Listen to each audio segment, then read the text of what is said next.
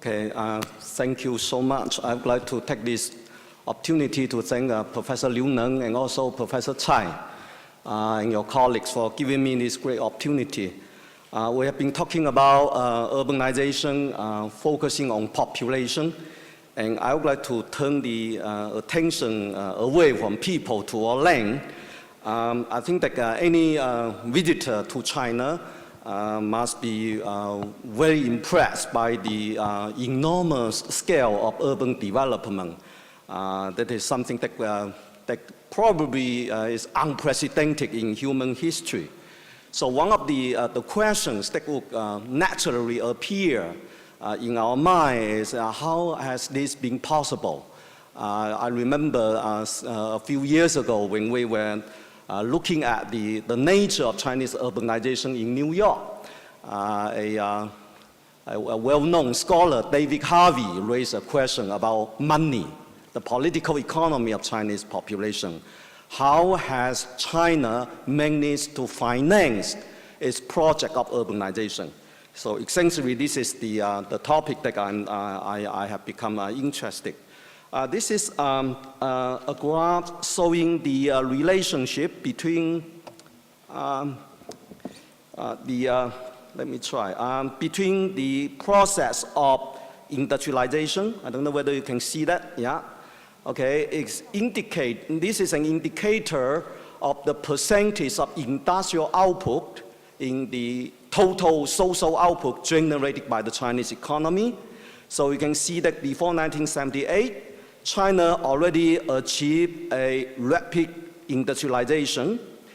The lower curve represents the level of urbanization, represented by the percentage of the urban population in the total population. And you can see that what happened before 1978 was a very peculiar phenomenon of what has been conceptualized as rapid industrialization without urbanization. The situation has changed quite profoundly after economic reform, and as my colleague, Professor Gu Chaoling, has already demonstrated, China already demonstrated accelerated urbanization. Obviously, urbanization has its implication on land, and this is a graph showing changing land area that has been devoted for agriculture cultivation. The blue curve represents per capita cultivated land. The red curve represents the total amount of cultivated land. And you can see that in the 1950s, China actually gained quite substantially a large amount of cultivated land. But then, since then, as the demand for land, because of higher industrialization and urbanization, there's a higher demand for land, and since then, the total amount and per capita cultivated land continue to decline. In the meantime, you have a continuing expansion of the urban built-up area, and what I would like you to take a look at here is the expansion. From 1985, China reported a total area of 80,000 hectares of land covered by urban built-up area, and this amount increased to over 3 million by the year 2008, an increase of more than 300%. In the meantime, the total land area that has been encircled for development zones covers 3.86 million hectares. Now you can make a comparison, 3.86 million hectares encircled for development zones, even bigger than the total area covered by China's urban built-up area. Now obviously there's a lot of farmers whose land has been taken away, and estimated 65 million farmers have lost their land. 70% of the complaints lodged by Chinese farmers in the past 5 years were believed to be related to land grabbing.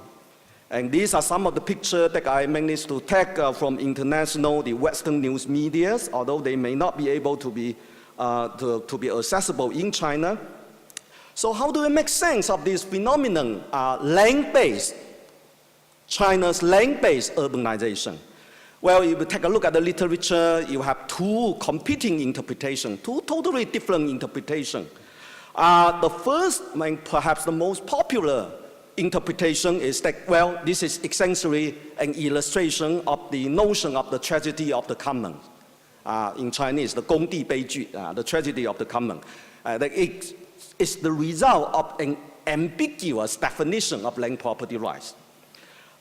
On the other hand, you have a totally different interpretation suggesting that, well, actually, it's not as simple as that. China managed to find a route of marketization with deliberate ambiguity. It's something that is part of gradualism rather than, the sort of the shock of Big Bang therapy experienced by the former Soviet Union and Eastern European countries. So how do we attack these two different interpretations? Well, my argument is that neither of these two interpretations pay adequate attention to changing power restructuring between the central government and the local authority. And it is probably there that we can find the root to better understand China's massive land-based urbanization. So my argument basically is that first of all, you need to take a look at the resuffering of state power, particularly state power between the central authority and local government.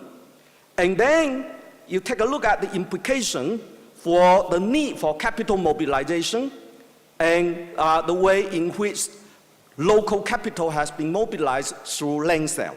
In other words, these three factors are interconnected, and they provide important clue for us to understand China's urbanization. Now, in the interest of time, I'm going to skip some of these slides. Essentially, what I'm trying to show you here is that since market reform, China's urbanization experienced a two waves urbanization. Starting in the 1980s, when you have massive rural urbanization. Now, this is based on Landsat images taken by the US, looking at rural urbanization in the lower Yangtze River Delta. But then, since the 1990s, beginning in 1992, as the result of the late Deng Xiaoping's southern tour of Shenzhen, large cities started to reassert their leading position in China's urbanization. Now, this is a table showing the expansion of urban land covered by China's 27 very large cities. 3 of these cities were outstanding on the list. If you take a look at Guangzhou, its urban land expanded by over 100%. The other is Dalian under Bo Xilai, urban land expanded by over 200%. And then you have another that is Shijiazhuang, again, urban land expanded by over 110%.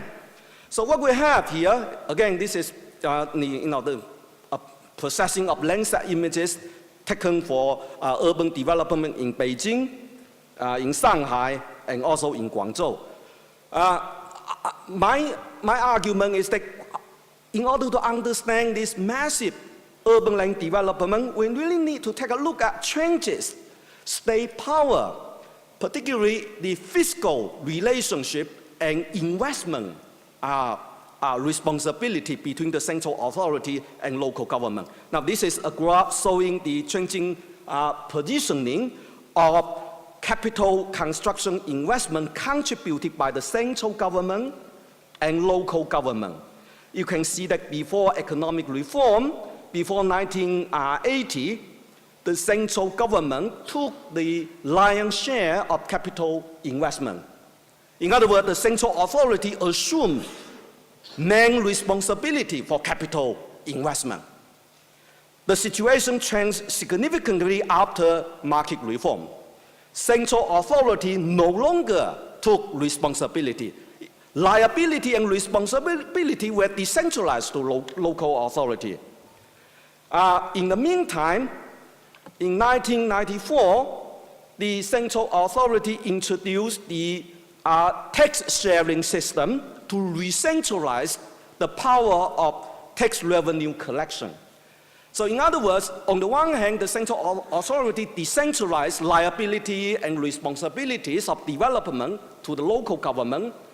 and at the same time you re-centralize the power of tax revenue collection, what would be the consequence? The consequence gives rise to a widening gap between local expenditure and local income. And you can see that the turning point was 1994. And this has been common in the case of Beijing, Shanghai, Guangzhou. In all cities, the fiscal deficit started to occur after the mid-1990s. The upper curve represents expenditure, the lower curve represents fiscal income. How do you fill this gap? Well, municipalities, mayor, party secretary, they have to take a run, and before long they realize that among the factors of production, capital is not under your control, labor is mobile, only land is fixed and is under your control. So it didn't take long before local authority realized that land sale has become the main instrument to finance local-based and land-based urbanization. Now this is a graph to illustrate land sale as a ratio to local budgetary revenue in the case of Beijing. And what is interesting is that if you take a look, the percentage shoot up after the year 2001. And you wonder why? Well, I asked around and I realized that July 2001, Beijing made an announcement that it's going to host the 2008 Olympic. Okay? If you take a look at the case of Shanghai, again, you have a very interesting, significant uprise of the ratio of land sale to local budgetary revenue.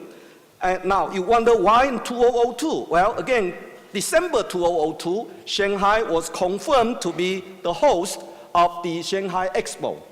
And a similar pattern could be seen from Guangzhou. And I take a closer analysis of land finance, and it actually consists of three important components. You have the land sale revenue, and also you have the direct and indirect related tax revenue. This is to give you a summary of the contribution of land sale to local budgetary revenue. In the case of Beijing, it contributed to about 34%. In the case of Guangzhou, it contributed to 36%. So very quickly, I would argue that when we look at China's urbanization, we probably need to pay greater attention to land-based and land-center urbanization in addition to urbanization of the population. In terms of the pattern of land development, China's urbanization since the year 1978 experienced two important waves, starting with rural industrialization, and this was followed by the urbanization based and engineered by large cities in the 1990s. We need to take more seriously the political and social origin of China's urbanization by taking a closer look at central-local fiscal relations. And the consequence of this land-based urbanization, driven by a resuffering state power, significantly increased the efficiency of urbanization, but it was accompanied by increased inequality and widespread social discontent. Thank you. Thank you very much for your very informative discussion.